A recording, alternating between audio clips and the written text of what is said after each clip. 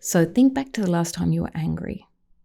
Not necessarily the story behind it, although that can help if you have a situation that allows you to remember that feeling. But think about what happened. So did it happen really suddenly? And did it feel a little out of control, like you weren't really in control of what you were saying or doing? It kind of just took you over? Well, you're not alone. And my mission in this video is to give you the tools that it's going to interrupt this pattern and stop it happening before you do things that you regret or say things that you regret and that could possibly be harmful to yourself or others. So, okay, let's get drawing. Okay, so first of all, we have the trigger. So this can be something that somebody said to you. It could be an action that was performed. It could be even something that you're reading online. And it provokes something in your body, okay? Trigger can actually come from conditioning or any patterns that you might have. It could come from early life experiences. We'll go into that in a later video. So this is the trigger, okay? So somebody says. So most people think that this goes directly to reaction, but actually something happens before. Very important. First of all, something happens in the body. So this is like a bodily sensation, okay? And then we get to reaction. And so by the time you get to reaction, this is the part where you actually feel like it's out of control. And what happens then, of course, is in the reaction, and you might have actually sensed this while you're reacting, more of the things that made you angry are triggered. So then we go into this kind of vicious cycle of triggering and then bodily reaction followed by reaction. You might have noticed when you're angry that your mind starts justifying why you're angry and kind of feeding into the reason why you're angry, telling you you're justified, giving you all the explanations of why you should be angry. It even thinks up memories, comes up with things that actually make your anger stronger, kind of like fanning the flames or adding oxygen to the fire that just makes it burn brighter, just increases your anger. So it kind of like the tension mounts within you. So this is what's happening, okay? So what I want to talk about today is this bit. This is the really important bit. So when you're triggered, something's going to happen in the body before you react. First of all, you feel it in the body, okay? So you might be feeling heat in the chest, usually around the sternum or a little bit above the sternum. You might also feel something in the jawline, okay? You might feel like a tightness in your jawline. Anger expresses itself here often. In somatic healing, the jawline is very important. It represents power. And then other things are happening in the head as well. Like that you could be a feeling of tension in the head. I'm just doing feet and hands on my little person here. So if you slow it down, you might be able to notice that this is where anger actually starts. After the trigger, as a kind of heat within the body, tightness or pressure, this kind of surge of energy that happens. So this is the bit where we usually pass by too quickly. And this is where the secret really lies to interrupting that anger pattern that I just showed you, that vicious cycle. And in Buddhist teachings, this bit is actually called something in this chain of reactions. It's called feeling tone.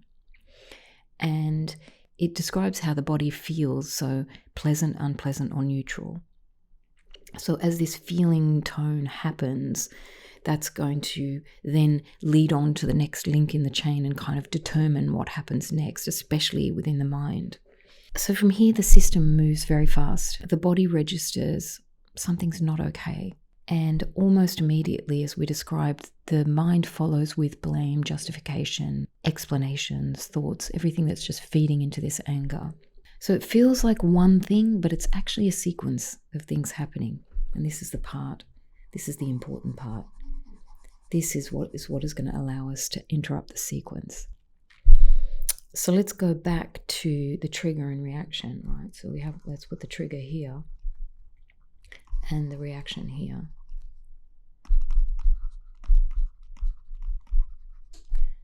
Here's the reaction.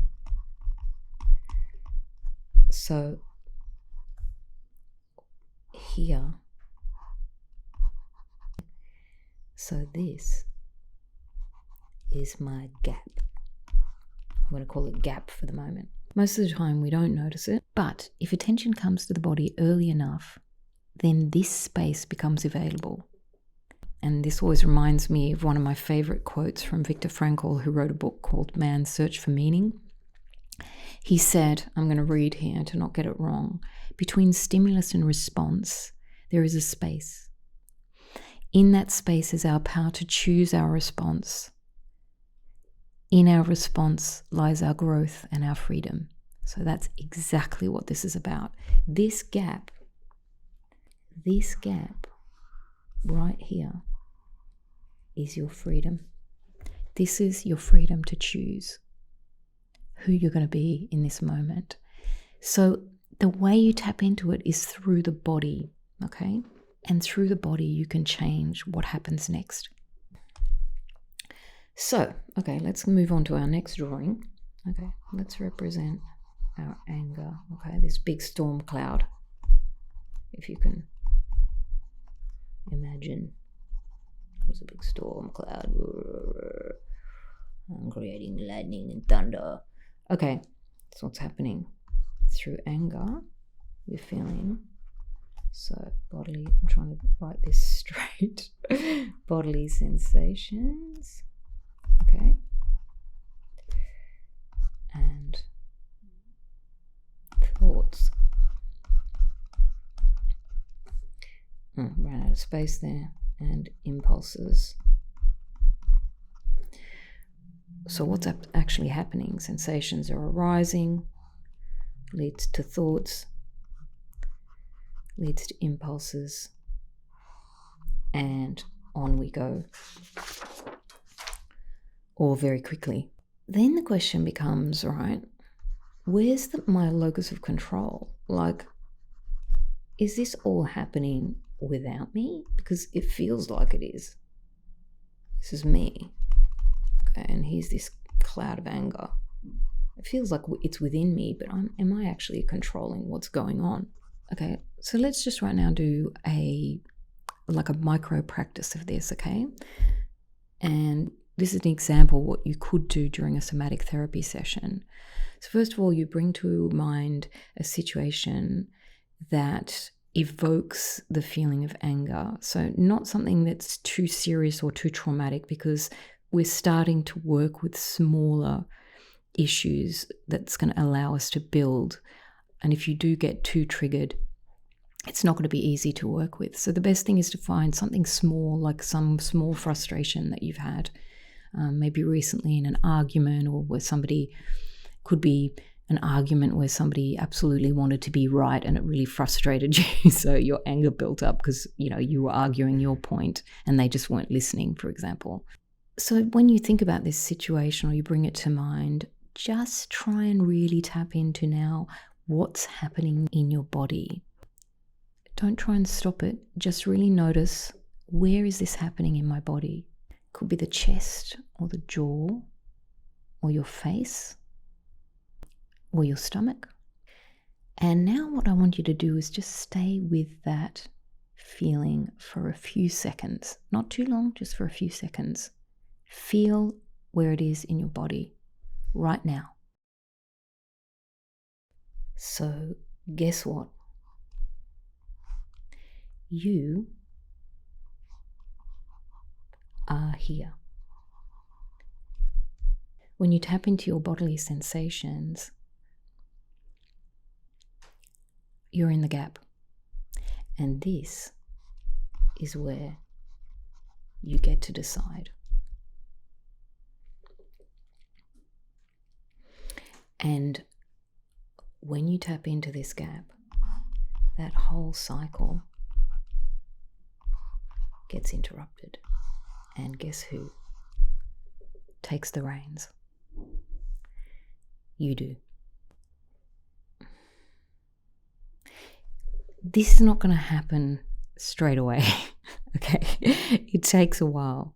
So practicing this really simple tool of just noticing what is happening in your body at the moment you become angry, the more you practice that, just for a few seconds, the more you're going to be able to tap into this gap. So keep practicing. Notice where it shows up in your body. No need to change anything right away. Just keep noticing. And don't forget to take care, be well, and live in the moment. I'll see you next time.